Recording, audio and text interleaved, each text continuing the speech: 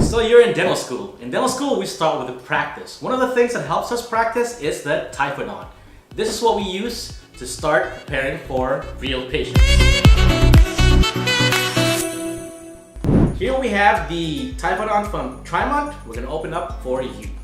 Got your screwdriver, your metal attachment, and the typhodont proper. So this is a typhodont of 32 teeth, which is a replica of a perfect set of dentition and has perfect anatomy, which we have to work with. Of course, we're all starting with the ideals, and this gives us all that. As I take a look at this, the anatomy is really good. It's very accurate, and it's something that you always see in the books.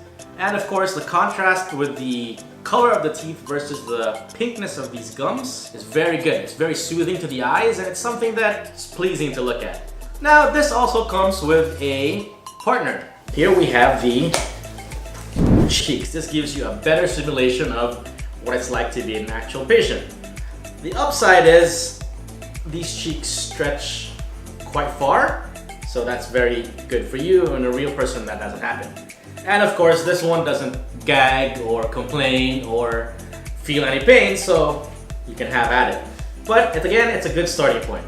With the cheeks attached right here, you get an even more realistic simulation of what the mouth will be, especially how big it can open, which is about 3 fingers or so. Yep. So it doesn't really go any further than that. So that way, again, you can practice better. And of course, cheeks, they don't stretch all the way as well, especially when you're working on the back teeth. You can't just stretch it all the way or even flip up from down.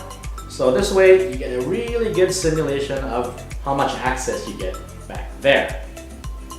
If you're interested to know more about the specific model, you can check the description down below. We'll list everything there for you, especially where to get it. Other than that, like, share, subscribe. Thanks for watching.